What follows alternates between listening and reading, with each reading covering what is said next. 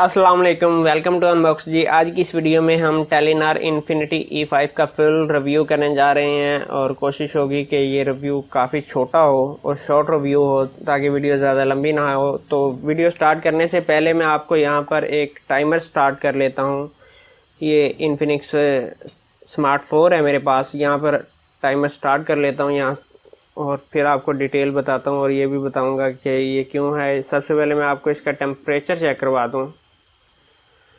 तो यहाँ पर इसका जो फ़ोन का टेम्परेचर है यहाँ पर 40 है और टाइमर लगाने का मकसद ये है कि आप ये ना समझें। यहाँ पर आप देख सकते हैं 49-40 है, ये सेट यहाँ पर आ गया और 22 सेकंड हो चुके हैं।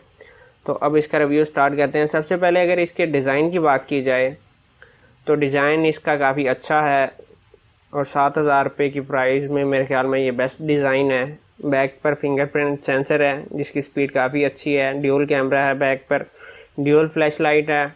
और अगर बात की जाए इस तरफ की तो यहाँ पर एक आपको पावर ऑन ऑफ के लिए बटन मिलता है। ऊपर वॉल्यूम कीज़ हैं। फ्रंट पे 5.4 की आपको LCD मिल जाती है और यहाँ पर आप देख सकते हैं कैमरा, स्पीकर, और स्पीकर की आवाज़ मुनासिब है, ना ज़्यादा लाउड है और ना कम है।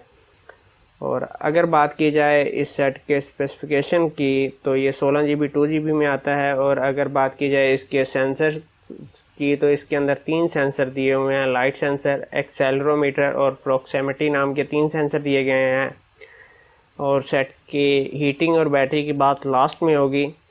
और अगर सेट की स्क्रीन रेजोल्यूशन की बात की जाए तो यहाँ पर मैं आपको इसकी स्क्रीन रेजोल्यूशन दिखा देता हूँ। इसकी जो स्क्रीन रेजोल्यूशन है 540x1132 की है, जो यहाँ पर आपके सामने आ जाएगी। यहाँ पर आप देख सकते हैं 5.4 540x1132 पिक्सल 240 DPI के साथ। और अगर बात की जाए इसके GPU की तो पावर VR GE 8100 का इसका GPU है और मीडियाटेक का इसका प्रोसेसर है। और सेंसर का मैं आपको बता चुका हूँ, रैम का भी बता चुका हूँ, गेमिंग टेस्ट इसका मैं कर चुका हूँ। सबसे पहले इसका हम अगर कैमरे की बात की जाए तो कैमरे के अंदर आप 1080 पिक्सल तक की रिकॉर्डिंग कर सकते हैं और कैमरे का रिज़ल्ट अच्छा है, ज़्यादा बुरा नहीं है। कैमरे का रिज़ल्ट काफ़ी अच्छा है। और वीडियो रिकॉर्डिंग का जो रिज़ल्ट है वो यहाँ पर मैं वीडियो डाल दूँगा, आप देख सकते हैं।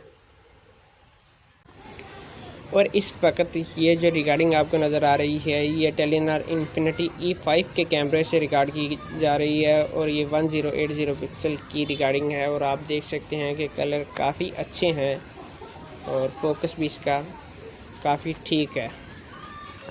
और इसके कैमरे में आपको ज़्यादा मोड नहीं देखने को मिलते। यहाँ पर वीडियो मोड मिलता है, पिक्चर्स, ब्यूटी, SLR का मोड मिल जाता है और आपको इसके अंदर ISO का ऑप्शन मिलता है मगर प्रो मोड नहीं है, ये ब्यूटी मोड मिल जाता है। और इसके अंदर आप अपनी मर्ज़ी से पोर्ट्रेट सेलेक्ट कर सकते हैं कि आपको कितना ब्लर चाहिए या कितना नहीं चाहिए। और अगर इसके अलावा बात की जाए इसकी गेमिंग की तो इसके अंदर आप PUBG का फुल वेरिएंट भी खेल सकते हैं, PUBG लाइट भी आप खेल सकते हैं, फ्री फायर भी काफ़ी अच्छे से चल जाती है। अब अगर PUBG की मैं आपको सेटिंग दिखा दूँ तो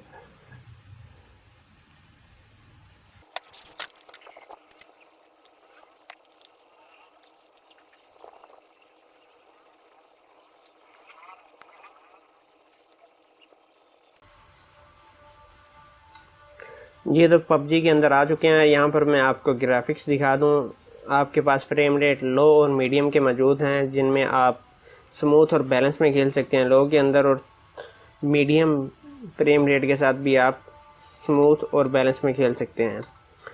तो इस सेट के अंदर अगर आप बेहतर PUBG खेलना चाह रहे हैं तो आप लो और स्मूथ में खेलें तो आप PUBG भी खेल सकते हैं। फ्री फायर, PUBG और PUBG लाइट के टेस्ट मैं कर चुका हूं जिनकी वीडियो इस चैनल पर अपलोड कर दी हैं, जिनके लिंक नीचे आपको मिल जाएंगे, वो आप देख सकते हैं। और इसके बाद अगर बात की जाए इसकी यूट्यूब प्ले की तो यूट्यूब के अंदर आप 480 पिक्सल की वीडियो प्ले कर सकते हैं। इससे ज़्यादा आप नहीं जा सकते क्योंकि स्क्रीन रेजोल्यूशन काफ़ी कम है। और अगर वीडियो प्ले की बात की जाए तो इस सेट के अंदर जो वीडियो सेव होगी आप 1080 पिक्सल तक की वीडियो प्ले कर सकते हैं। और अगर बात की जाए सेट की बैटरी की, जो कि काफ़ी अहम है, और इस सेट की जो बैटरी है 3 घंटे 10 मिनट में फुल चार्ज होती है। और ये सेट बैटरी को बहुत ज़्यादा कंज्यूम करता है, जिसकी मिसाल मैं ऐसे आपको देता हूँ।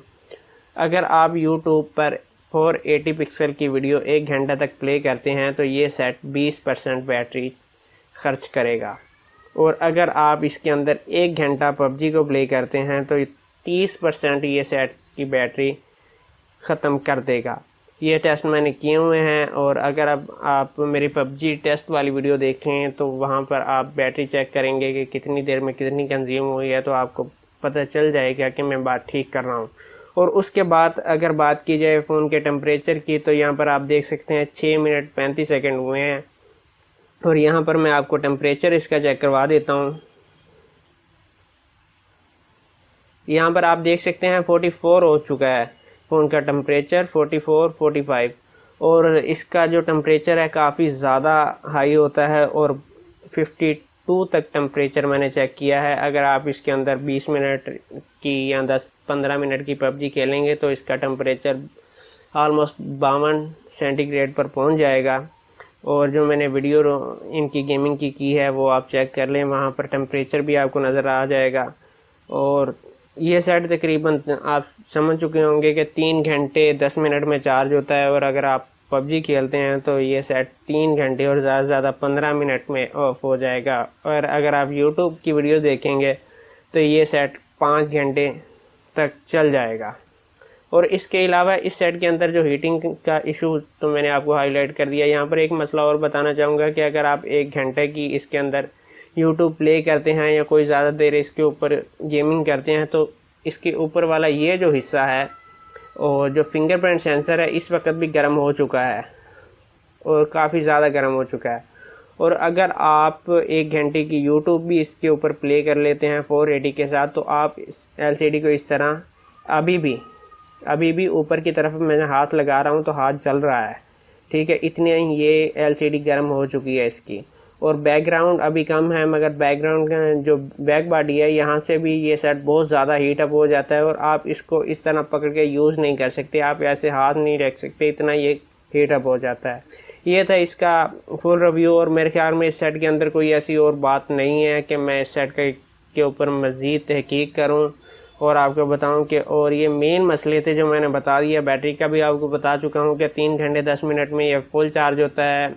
अगर आप 480 की वीडियो यूट्यूब पर देखते हैं तो 1 घंटे में 20% ये बैटरी ड्रेन करेगा। और अगर आप पबजी खेलते हैं तो लो और स्मूथ के साथ ये 10 मिनट में 6% बैटरी कंज्यूम करेगा, ठीक है। वो आप वीडियोस में भी देख सकते हैं। यहाँ पर देख सकते हैं कि ये वीडियो बग़ैर किसी कट के बनाई गई है।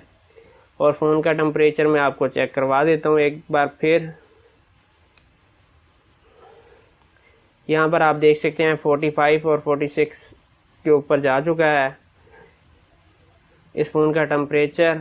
और इस सेट का स्पीड टेस्ट हम करेंगे आईटेल के A25 के साथ, और इंशाल्लाह इसकी वीडियो कल आ जाएगी। वो वीडियो आप ज़रूर देखिएगा, क्योंकि आईटेल A25 1 GB रैम और 16 GB स्पेस के साथ आता है, जबकि ये 2 GB रैम और 16 GB की स्टोरेज के साथ आता है। इसके कैमरे ज़्यादा बेटर हैं, 8 का बैक है, 8 का फ्रंट है। इसके बैक पे ड्यूल कैमरे हैं, जबकि A25 के फ्रंट पे 2 का कैमरा है, बैक पे 5 मेगापिक्सल का सिंगल कैमरा है। और वो स्पीड टेस्ट ज़रूर देखिएगा।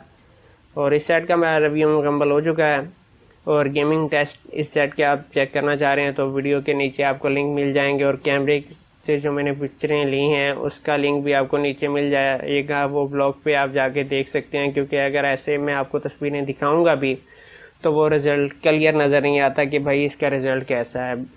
और मेरे हिसाब से अब तक ये सेट ये 8,000 रुपये का है, और 8,000 के हिसाब से भी अगर देखा जाए तो मेरे ख्याल में नॉर्मल है, बस ना ज़्यादा अच्छा है और ना ज़्यादा बुरा है, गुजारे लायक है, बस गुजारा करना है तो ये सेट। क्योंकि 2 GB रैम के साथ है, फिंगरप्रिंट सेंसर भी आपको मिल जाता है, ड्यूल कैमरा मिल जाता है, बस गुजारे लायक है। आज की वीडियो भाई यहीं तक थी। अपना बहुत सारा ख्याल रखिएगा, इजाज़त दीजिए, अल्लाह हाफिज़।